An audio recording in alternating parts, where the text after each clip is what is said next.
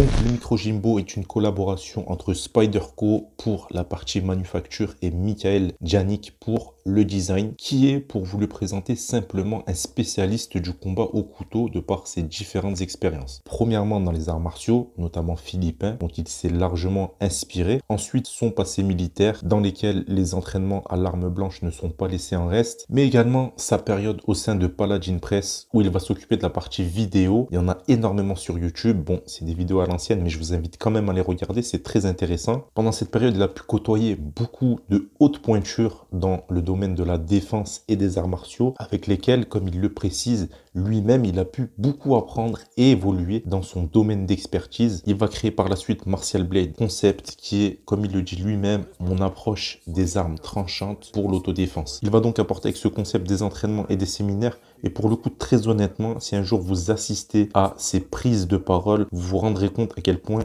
il est instruit et pragmatique dans ce domaine. C'est vraiment impressionnant. Sachez également qu'il a été concepteur de couteaux chez Blackhawk et actuellement donc chez Spyderco, où il a précédemment notamment designé le Yojimbo, dont le modèle que je vais vous présenter dans cette vidéo en est la version réduite et revisitée. Tout ça pour vous dire que Michael Djanik est plus que qualifié pour réaliser un couteau, particulièrement quand son objectif est le combat, et c'est entre autres le but de ce modèle. Étonnant car on est complètement sur un EDC, donc pas forcément destiné à ça à la base, surtout pour nos mentalités à la française. Mais Michael Djanik part du principe que la meilleure arme de défense sera celle que tu porteras sur toi légalement. En France, ça reste totalement interdit. C'est pour ça que ça va être étonnant dans nos mentalités. Aux États-Unis, les lois diffèrent selon les États, mais être armé, notamment d'un couteau, est permis aux États-Unis. Donc la meilleure arme de défense, c'est celle que tu porteras sur toi et que tu auras l'habitude de manipuler, d'où cette orientation EDC, puisque normalement un EDC on le manipule souvent, tous les jours, voire plusieurs fois par jour. C'est donc la finalité de ce Micro Jimbo, un EDC qui va être également utile pour une utilisation martiale. On va voir quelle utilisation martiale propose Michael Djanik, entre autres dans cette vidéo.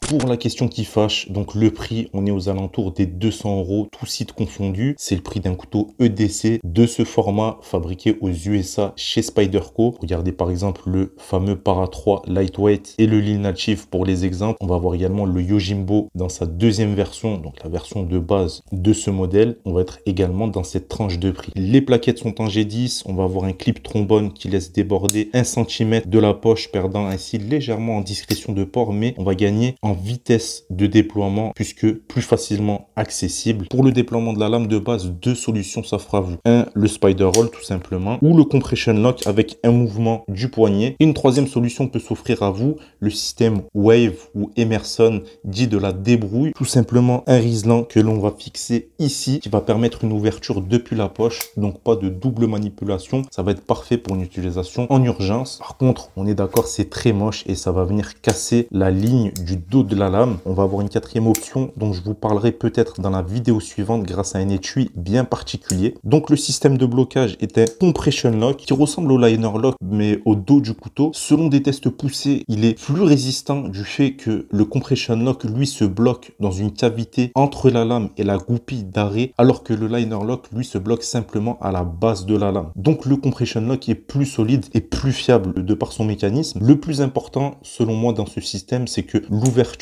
et la fermeture peut se faire avec un simple mouvement de poignet. Ça rappelle un peu le Axis Lock dans son utilisation, mais en mieux, de par son emplacement et du fait qu'on peut l'utiliser avec un seul doigt. Le système Axis Lock, lui, on doit utiliser les deux doigts. Là, c'est vraiment juste avec un seul doigt. À ne pas confondre avec les lockback qui ne permettent pas cette ouverture et fermeture aussi fluide juste avec le poignet. Là, vous voyez, vous avez l'exemple sur ce Dragonfly. C'est pareil, c'est sur le dos du couteau, mais c'est pas le même mécanisme et c'est donc pas la même utilisation. La chose principale dont il faut parler en évoquant le travail de Michael Djanik dans la coutellerie, c'est son attrait pour le Wharncliffe. Sur ce Micro Jimbo, il en propose une version parfaite selon moi. Vous pouvez le voir à côté d'un Dragonfly avec une lame Wharncliffe tout à fait classique. Les intérêts de ce type de lame, particulièrement sur de petits modèles de couteaux, sont nombreux. Premièrement, sur un mouvement de tranche à la volée, on aura une meilleure et plus profonde pénétration car le transfert de puissance se fera tout le long de la lame. Le test est simple, prenez un papier avec un couteau classique, donc lame arrondie et dos droit. Et vous verrez que sur de la tranche à la volée, la partie droite se fera plus efficace que celle arrondie. Pourtant, cette dernière, par exemple, sur ce modèle est aiguisée. La partie arrondie, elle est aiguisée et la partie droite, pas du tout. Mais vous voyez qu'à la même puissance sur un papier, la partie droite perfore, tranche beaucoup mieux. Michael Djanik nous propose un couteau comme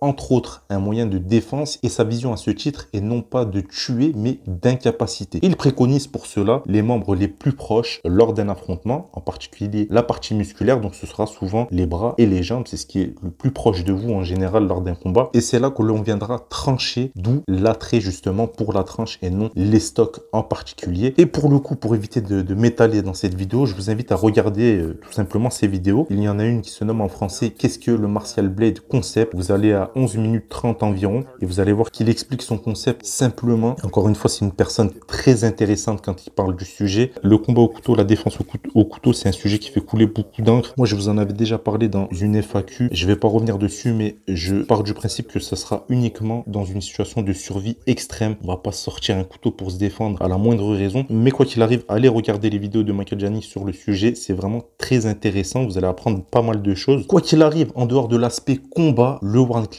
est parfait comme utilitaire. C'est un véritable cutter survitaminé. Le tranchant droit permet aisément de l'utiliser comme tel. Vous pouvez le voir, il excelle dans ce domaine. L'avantage également du Wharncliffe en utilitaire, c'est cette facilité de pouvoir travailler avec la pointe, avec une grande précision, comme avec un scalpel par exemple. Et je mets ça en avant car en comparaison avec d'autres profils de lame qui, pour le coup, auront bien sûr leurs propres atouts, le Wharncliffe n'est pas parfait en tout point. Donc le Wharncliffe, particulièrement avec ce micro Jimbo, excelle dans ses tâches de type scalpel puisqu'on va avoir une large pointe et une excellente prise en main de par sa large lame. Et je tiens à préciser qu'on a une pointe vraiment très solide justement de par ce profil de lame. On est donc sur une lame en acier CPM S30V, un acier haut de gamme spécialement développé pour la coutellerie par Crucible Industries et Chris Reeve. On va pas s'étaler, ça reste un acier très efficace. On a 5,5 cm de tranchant avec une émouture plate. L'aiguisage est extrêmement simple à réaliser de par son tranchant droit et son émouture, encore un avantage du Wharncliffe. On va avoir 4 mm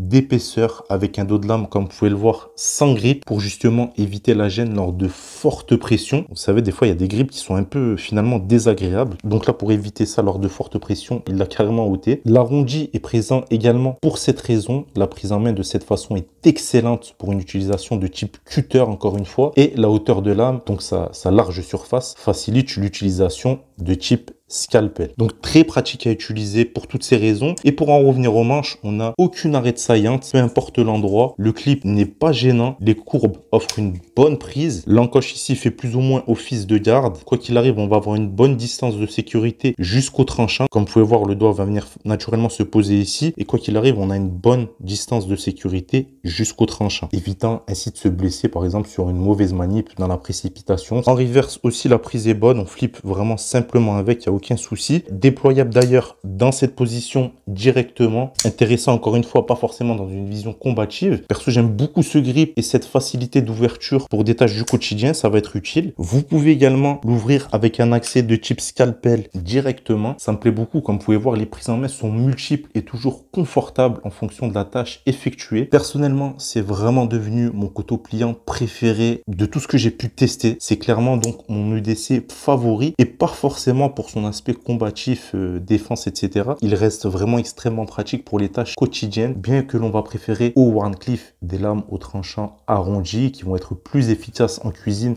notamment pour de la découpe de viande. Cela dit, ça reste totalement fonctionnel. Après, si vous voulez vraiment faire de la cuisine, prévoyez un couteau de cuisine, c'est fait pour ça, pas un couteau de poche, j'ai envie de vous dire. Et avant de boucler cette vidéo, j'aimerais parler de la solidité de ce modèle. Je l'ai vraiment fait tomber énormément de fois. Je suis pas allé non plus gratter de la caillasse avec, mais il en a bavé. Il est tombé sur du carrelage. Je lui ai foutu de la torsion parce que des fois, j'avais pas le choix. Je l'ai vraiment malmené. Ça fait, je pense, un peu plus de 6 mois que je l'ai, si je me trompe pas. Il est vraiment solide. La pointe, elle a pas bougé. Et même le centrage de la lame est resté parfait. Voilà donc pour la revue de ce micro Jimbo que je vous conseille grandement, surtout si vous avez eu l'occasion de déjà tester les modèles précédents de Michael Djanik. Celui-là est une excellente évolution de ses designs à savoir pour la précision que le bec à la base, là ici du manche, est prévu pour s'en servir efficacement comme impact tool, d'où cette forme atypique qui est encore plus prononcée sur la première version du Yojimbo. Bref, merci à Michael Janik pour ce superbe pliant. Merci à vous de suivre les vidéos et j'espère que cette vidéo aura pu vous aider pour votre choix ou non de ce modèle. C'était Boris pour la chaîne Civis Protocol. À plus, ciao.